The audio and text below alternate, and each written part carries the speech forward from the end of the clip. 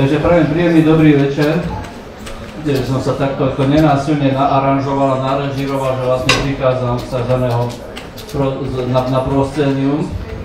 Dovoľte, aby som vás dnes privítal na pokračovaní našich vernisáží popredných európskych autorov v oblasti kresleného humoru. Dnes teda máme tu česť vidieť obrázky belgického autora, ktorý sa civilným menom volá Luc Deschmacher a vystupuje pod pseudonymom Söker. Neviem teda prečo vlastne, keď sa vystupuje pod pseudonymom, tak sa vlastne uvádza aj to meno občianske, pravdepodobne to patrí k takej nejakej imaginácii autora, aby to vyzeralo tak, že vlastne umelec dostáva vyššie honoráre ako občan.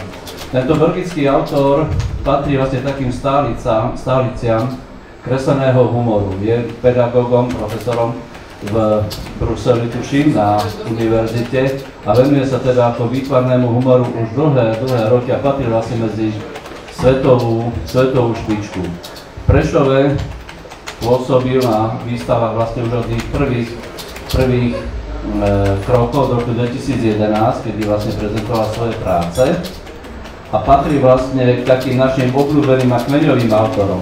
Preto, keď sme vlastne robili takú kurátorskú dramaturgickú víziu, koho by sme chceli privítať, tak práve tento pán nás veľmi oslovil svojou tvorbou.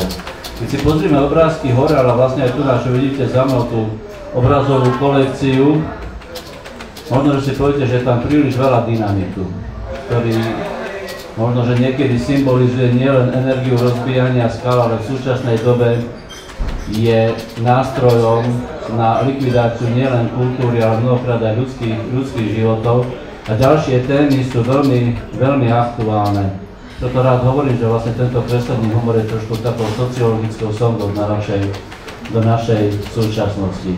Okrem selfie obrázkov, ktoré vlastne budete môcť vidieť hore, sú tu vlastne aj témy, ktorých sa vlastne kreslený humor dotýka možno, že veľmi citlivo a veľmi senzitívne. To je otázka terorizmu, násilia, ale možno, že aj nejakej izolácie. To je z mojej strany zatiaľ v tejto etape všetko, pretože o kreslenom humore by sa nemalo až tak veľa rozprávať, ale mali by sme ho skôr sledovať. Dovoľte ešte, aby som predstavil a privítal v rámci tohto nášho dnešného večera dvoch ambicióznych hercov, temer mojich kolegov divadelných, aj keď tu vlastne pôsobím už ako nostalgický pedagogický dozor.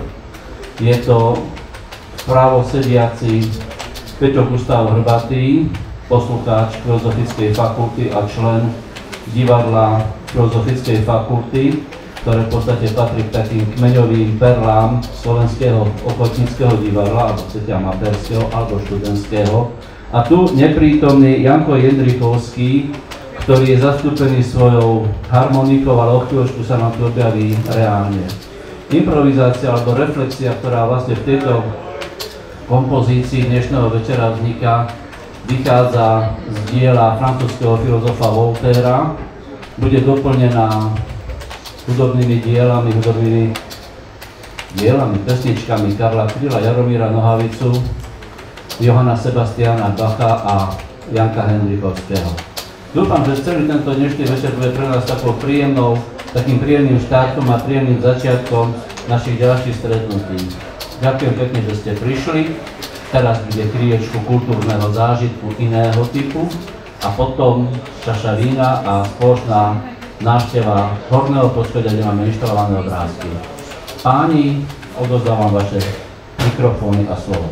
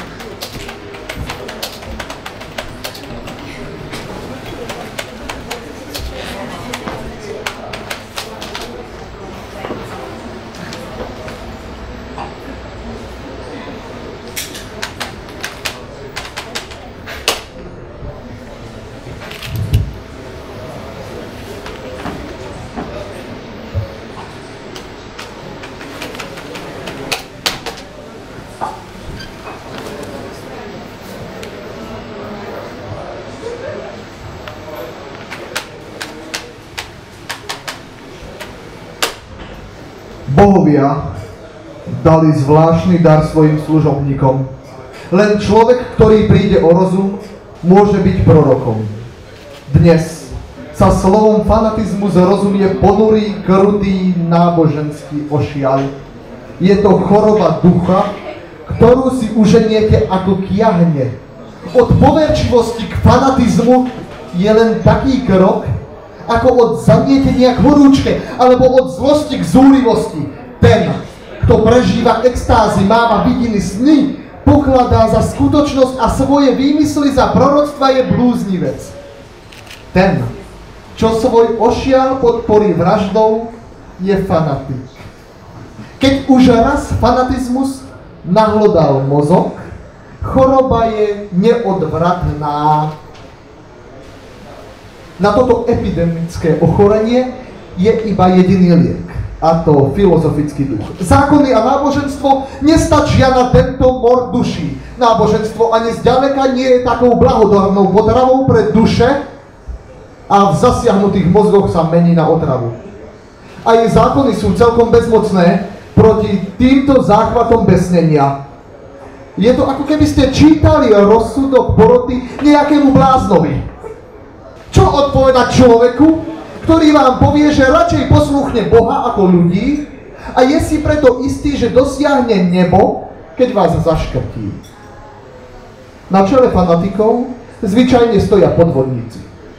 A práve oni im tisnú dýku do rúk.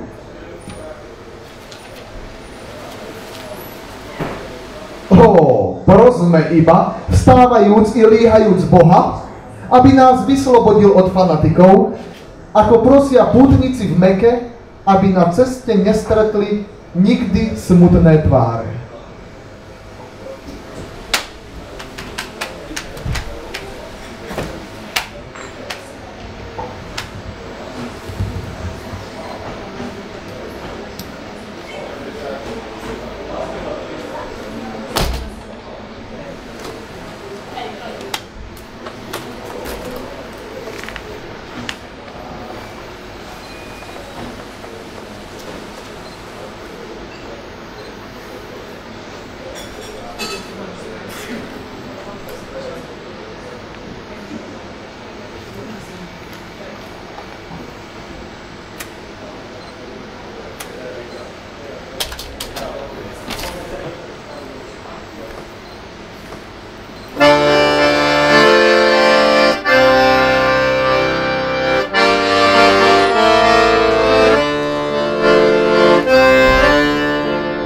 Cesta je bič a prach a udusaná hlína a šedé šmúhy kreslí do vlasu a z nich dach máš ver, co kamením si spíná a chmírka touhy z křídel Pegasu a z nich dach máš ver, co kamením se spíná a chmírka touhy z křídel Pegasu.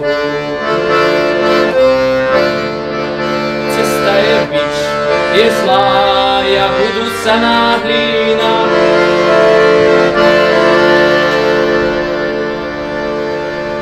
Seržante, písek je bílý, jak paže Daniel. Počkejte chvíli, mé oči uviděli to strašně dávno. Držinu zapomnění, seržante mávnou a budem zasvěceni. Moriturite salutant, moriturite salutant.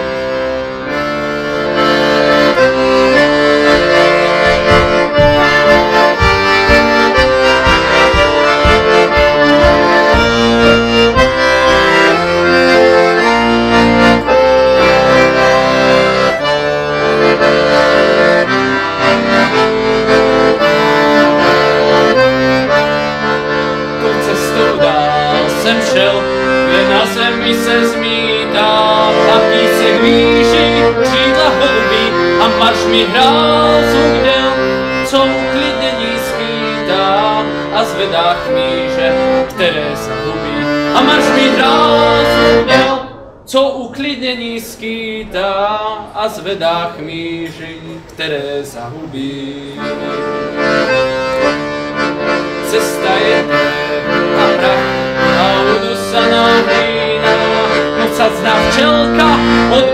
oblaka rezavý klen, můj brach a 100 let stará špína a děsně velká bílá oblaka. Rezavý klen, můj brach a 100 let stará špína a děsně velká bílá oblaka. Seržante, písek je bílý, jak vaše Daniely, počkejte chvíli, mé oči uviděli tu strašně dávnou vteřinu zapomení, seržante mávnu a budem zasvěceni. Moriturite salutam, idúci na smrť ťa zdravia.